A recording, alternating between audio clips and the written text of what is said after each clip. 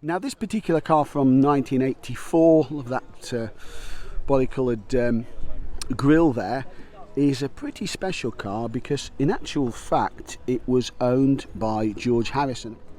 Welcome to Lot 76 Cars, my name's Simon and today we're at the Mercedes-Benz Club event celebrating 3 significant birthdays. The first of which is the 40th birthday of these cars behind me, the W201 chassis 190 Mercedes, launched just a few miles from here in Brooklands at an event at a hotel back in 1983. We're celebrating the W113 Pagoda chassis and also the Grosser, the W100. So some really great cars to see here today. So hope you enjoy the walk round, and we'll try and have a chat with a few of the owners as well. So a design born out of the 70s fuel crisis and a design by Mercedes-Benz to compete head-on with the E21 3 Series BMW and then subsequently the forthcoming E30, they launched this fabulous Mercedes 190. Now this is the 190, so it's a carburettor car. In fact, it shares the accolade of being the last carburettor Mercedes-Benz ever made. Now this particular example is unusual because it's got a couple of items on here that were specific to this car. It's got the different single wiper, so before the pantograph wiper was actually fully engineered, the first cars were released without, and it's got a single washer jet in the bonnet, so really quite an unusual car. I know it's had quite a varied and hard life, and the owner's had it quite some time. It's a left-hand drive car that was brought back from the dead after an accident, but great to see that one here, and I think it's the only 190 carburettor car we've seen here today. So not by accident we'll start off with some 190s. So we've got this fabulous Ascot Grey. Well, I would say that, hands up, that's my car, that's from 1990. A later facelifted car with the cladding that was introduced, the so-called Sacco panels at the bottom of the doors and a few minor changes. Next, we've also got a later car. This one's a blue-black, but importantly, this has got the Sportline trim. So you see the Sportline badges there. And it's also got the Sportline interior, the separate sort of type seats at the back. That was, I think, quite an expensive option. Lowered suspension, slightly different interior, but relatively expensive. If I find that from the original brochure, I'll stick that on the screen because it was quite significant. So launched in 1988 was the 2.6 version of the W201. This one's a later car. Earlier cars didn't have the cladding, as I mentioned earlier. I think this colour is Nautic Blue from memory. Lovely leather interior, would have been quite an expensive option along with many other things back in the day. Yeah, what a super looking car. I think this version might be born. I suspect we're going to get through almost all the colour chart here today. We've got a solid black one, lowered suspension, looks like the AMG monoblock alloys or lookalikes of those. That's a super looking green one, isn't it, with that light coloured interior, similar interior to mine, check, but actually a light coloured interior. We've got, I think that might be Alpine White. In fact, we've got quite a few of those together. We've got one there as well. We've got a relatively sort of basic car, a bit like mine here. That's an F-plated one. Not sure if that's a 1.8 or not. Let's have a quick look. Oh, it's an automatic. And in fact, it looks like it's a 2 litre by the look of that one. So this is a Havana Brown. It's a Series 1 car, so I'm great to see a Series 1 car here. So obviously the cladding's replaced by just those strips. I believe the door panels themselves are the same, the mounting points. The jacking points on these cars are a bit more exposed and not hidden away, and that's probably quite a good thing because they can be a source of problems and a bit hidden on the later cars. What a stunning colour. This particular one is for sale. I think it's got 118,000 miles on, and it is a lovely 6-cylinder 2.6. I think these have got about 160 horsepower, something like that. Absolutely beautiful. So what makes this car unusual? Well, it is a diesel, okay, well, understand that, but it's a 2.5 litre turbo diesel, a configuration not sold in the UK and confirmed by the fact this is a left-hand drive car.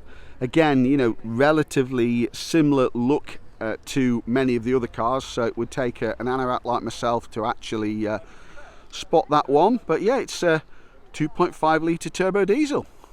Wow, I've not seen one of those before. A young Ayrton Senna made his name in a Formula 1 support series using these cars, using the Cosworth engineered, never officially called Cosworth, 2.3 16 valve cars, later bought out and supposedly with less Cosworth influence to 2.5. But Senna really made his name with this. Don't forget he was you know, an early entrant to Formula 1, I think probably driving with Tolman at the time. Hadn't experienced the success we all knew him for, but this is either his car or certainly a recreation of that car, and I absolutely love that. I think that's in smoke silver from memory. Oh, they're so desirable, the 16 valve cars, aren't they? So this is a fantastic 190E DTM style race car. It's got the cage in the back. It's got the full DTM livery, and doesn't it look a treat? Let's take a look at those wheels. Absolutely massive wheels. Not sure how much grip you get on those tyres in the rain. Seats probably from a later Mercedes by the look of it. Even the dashboard's been changed as well. Wow, it's not a standard dashboard. How that has been done, I have no idea. If you're the owner, then please let me know. That might be what, a nitrous tank in the back? God knows. It's got everything on this car. It's got a full or a semi-cage in there by the look of it, and an absolutely massive spoiler. Fabulous. So also celebrating a 60th birthday is the W100, officially known as the Grosser, the flagship model introduced at the Geneva show in 1963. What an incredible car this is. Equipped, one of the first Mercedes equipped with a V8 engine, giving a top speed of almost 130. Imagine that, and the car weighs something like 2.5 tons. The world debut was absolutely sensational. The response was incredible. It had air suspension, power brakes, electric heating and ventilation system. What a fabulous car. Now, the automatic hydraulic operation allowed a lot of operations, I guess, that would be today controlled by electronics in their infancy, and obviously not deployed in this car to the same degree, so hence hydraulics were used. I believe the suspension uses a Citroen-like suspension, certainly not from Citroen, but maybe under license. So big was this car that Mercedes actually decided to make the three-pointed star 20% bigger. You wouldn't necessarily know that, but so big was the car it dwarfed the standard three-pointed star on the bonnet. Incredible example here. Technology was right at the forefront, and even the shock absorbers, the damping could be controlled from the driver's seat. Can you imagine that 60 years ago? That was fabulous, wasn't it? So here's the interior of a Grosser. It might be the nearest I get to one. I certainly can't imagine ever driving one, but what a super special place to be. Column mounted, looks like column mounted gear change there. Radio's a bit over to the left. It seems to be a common theme, maybe to do with the left-hand drive conversion. I think this is a standard wheelbase car, but look at the width of those seats. They're like business class in aircraft seats, aren't they? Here's those power window switches. Apparently there's so much pressure in those, it is pressure related, and allegedly the urban myth is if you press them a bit too fast, you might just chop your fingers off if you had them anywhere near the window. I can't imagine that's true, but it's a stunning looking car inside, isn't it? Wow. Some lovely over-engineered features. Look how the quarter light is operated by this lever here. I wonder what that was for a second. Wow, engineering at its peak in this car, wasn't it?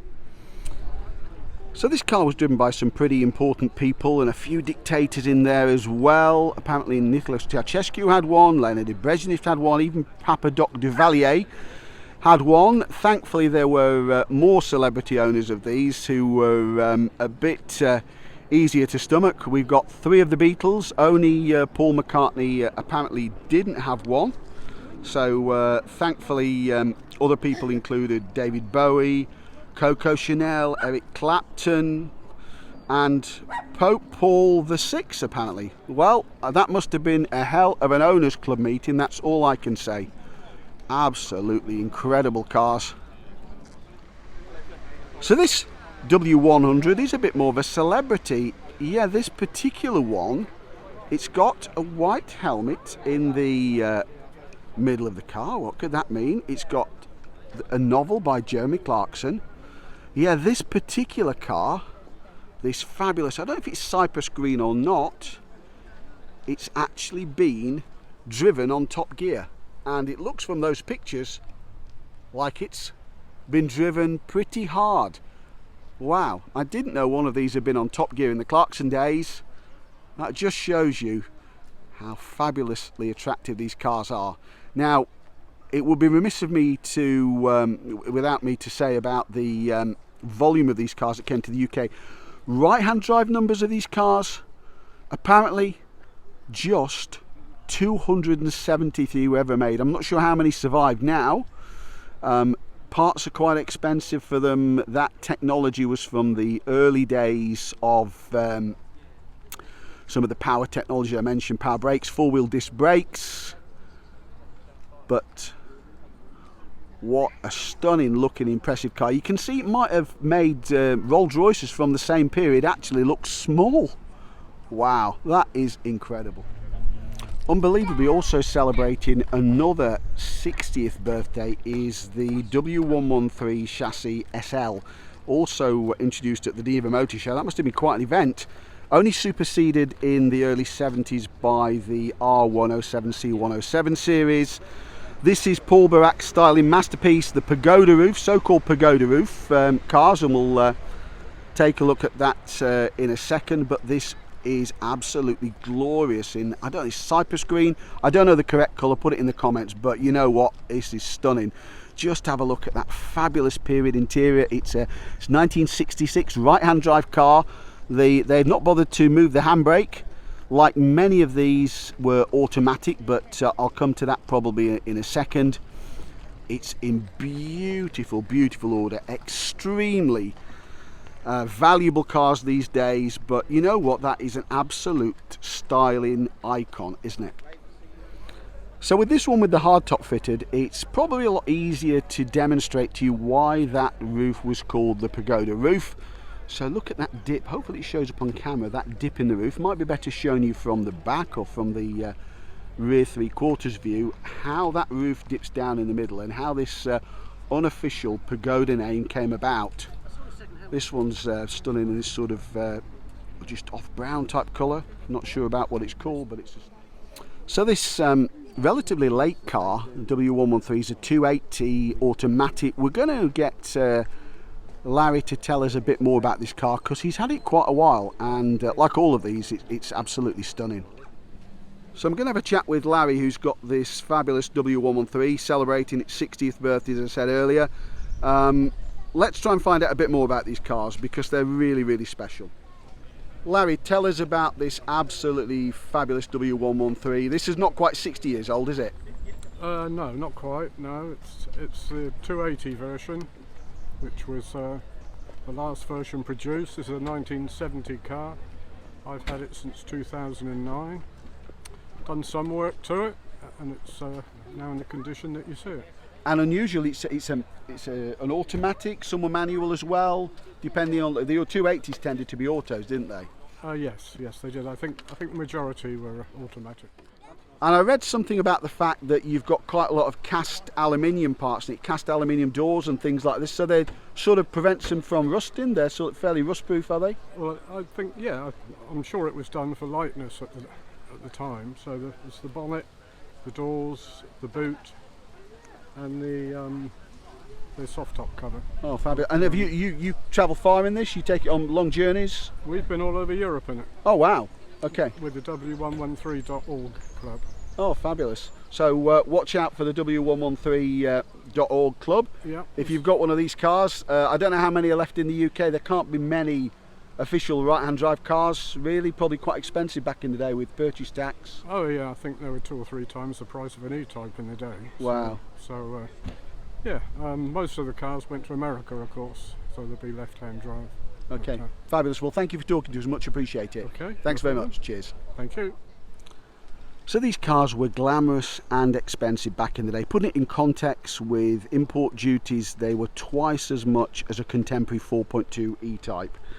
But no wonder, to be honest with you, in terms of the build quality, there was cast aluminium front door shells, all individually numbered apparently, the boot lid and the bonnet are also cast aluminium, so absolutely built to an incredible standard, and probably why so many of these survive. This is many left-hand drive cars here, but also the old right-hand drive car as well, and this is stunning in this sort of old English white. Not sure the official name, it'll be something a bit more exotic than that, but it's a stunner, isn't it? So what makes this 230 special is that this actual car was owned by Tommy Steele. Now it may be that some of you remember him. I'm hoping it's not just me showing my age, but he was a massively famous, highly paid star in the late 60s, early 70s, made a lot of musicals, I think Half a Sixpence or something like this. Apparently he lost his driving licence for a period driving an E-Type Jaguar, and when he got his driving licence back, he treated himself to this manual 230 SL, and isn't it an absolute stunner? So lucky enough to have a sit in this earlier, and it's an absolutely stunning interior, this red interior with this cream sort of Bakelite type trim, manual gearbox as I mentioned, the horn rings in the middle of the steering wheel. Look at some of the details there, that's absolutely incredible, isn't it? Wow, these cars are worth huge amounts of money, but actually, forgetting that for a second, what an absolutely stunning looking car they've made. Wow. Launched in 1972, is the first S-Class, the first Sonder class, and this is a 74 example in Cypress Green. I think I've met the owner of this car, Peter, before. It's featured in the Mercedes-Benz magazine on a number of occasions, and even the Mercedes-Benz, I think, World Owners Club magazine. It's an absolutely lovely car. I think there's a great story behind the car. Original UK car. I've sat in it before, and I know it's in absolutely stunning condition, and I do absolutely adore the colour. So pretty, isn't it?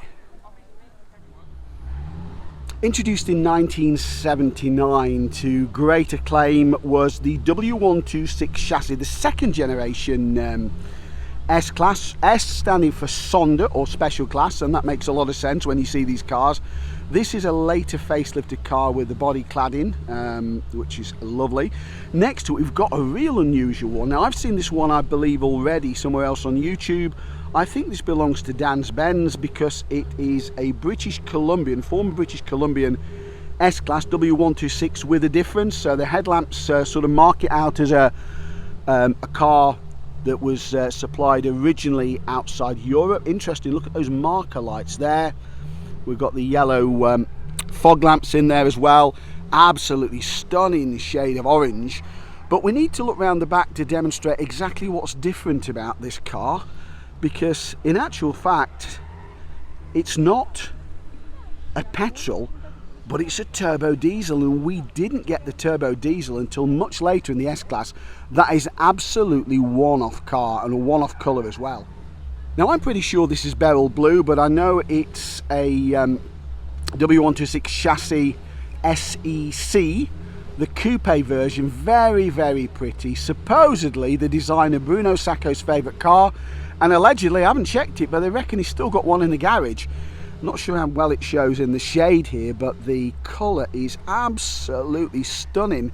This sort of turquoise metallic over that biscuit coloured hide interior. What an absolute stunner, isn't it?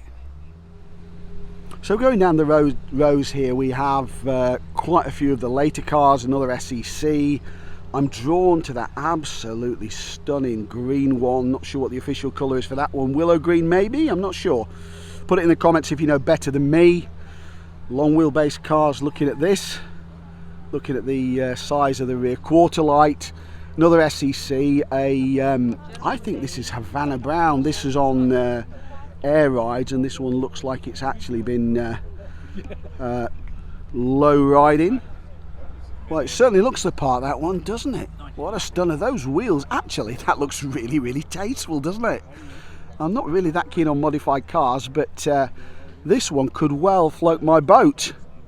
Absolutely stunning, isn't it? Love the colour. So this is an AMG 500 SEL.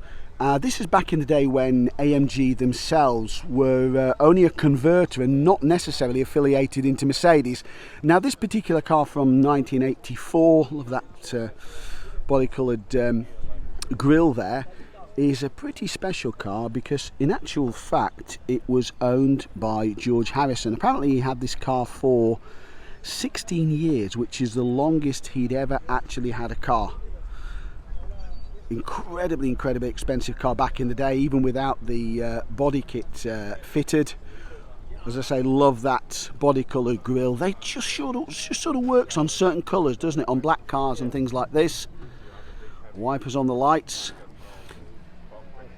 Fabulous original AMG 5-spoke wheels, and obviously the AMG body kit that he paid so much for back in the day. Great to see that here. Fabulous car.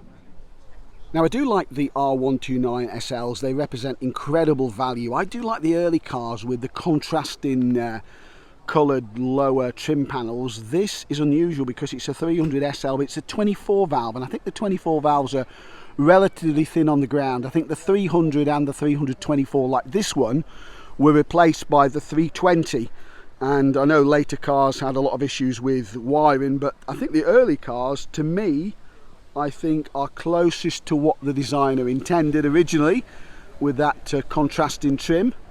But yeah, great value cars at the moment.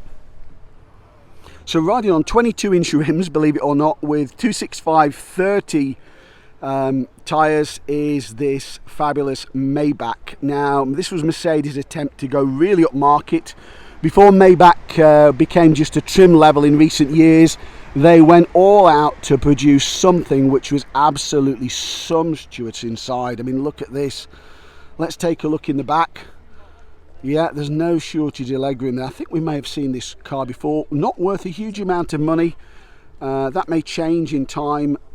Very expensive to repair, and this is an absolutely lovely example. I think the owner of this one might even have two. So this lovely coupe, I think, is a W113 from it's pre-registration dated, might be what, 63, something like that. I'd have to check. Fabulous looking car, red over sort of this RAF type blue. Look at that dashboard, the wooden dashboards. Wooden dashboards are not new, are they? Column gear shift in there, obviously those Bakelite steering wheels from back in the day. Really pretty body shell, these. A hint of a fin at the back still, and it's a 220 SE, and what a stunning car that one is, isn't it? Yep, I like that one. Another one that I like in the collection. Look at that back window design, how it curves down and round. So much style in these cars, aren't they? So who doesn't love a W123 chassis car? And I think the coupes are particularly pretty cars. That sort of ability to drop the windows front and back and have that pillarless coupe. This one's in champagne over palomino fabric interior, so it says. Can't be, I must be honest, I can't remember all that lot, but it's a beautiful design, isn't it? You know, really robust cars. This one's probably got quite a turn of speed because it is actually a 280, so I don't think you get left behind at the traffic lights with that one. Beautiful car. And also for good measure, we've got a W124 C124 chassis cars. I drove one of these, a later car, a few months ago, a 320 owned by a subscriber, so that video is on the channel, check it out. Isn't that a stunning car? Either the W123s or W124s, didn't they do a great job with that pillarless design? It's fabulous to drive with the sunroof open and the side windows down, giving that semi-convertible feel to the car. Absolutely beautiful, isn't it? Built in on a collaboration with Mercedes-Benz and McLaren is this SLR. You can see it's got the McLaren badges proudly displayed on its side. relatively rare cars built in small numbers and becoming relatively hard to see them. This one's an MSO, McLaren Special Operations. I know they've re-engineered a number of cars in the last few years to make them more drivable and usable potentially in the current age, but nonetheless an absolutely stunning car. Doesn't it look a beast with those gills on the side cooling the engine? And look at the exhaust exit, side exit exhausts as well. You don't see that very often, except maybe on American cars. That's also an absolute stunner, isn't it? So let's finish up on an R107 or C107 if it's the SEC version coupe. This square design, and in fact the colour you'll remember from probably Dallas. Didn't Bobby Ewing have one or something like that? This had an incredibly long life, from something like 71 right through to 88, 89. This must make it quite a late car, looking on F-plate. It's got the hardtop, it's still got that sort of Pagoda style hardtop, reminiscent of the earlier W113s we've seen here today. Sort of rear seats, but I wouldn't like to be sat in there for long. And it's in lovely order. It's a 500 as well, so it's the desirable one. I think that's pretty sure that's the V8 as well. That's lovely, isn't it? So thanks for joining me on Lot 76 Cars from the fabulous Mercedes-Benz Club event at Brooklands, celebrating the birthdays of the W201 190, the W113 and also the W100 Grosser. It's been an absolutely fabulous event. Glad I could bring my car here and display it amongst some Mercedes-Benz royalty. So please like, share, subscribe, turn on notifications so as not to miss my next video, and I'll see you on the next one. Thanks for watching.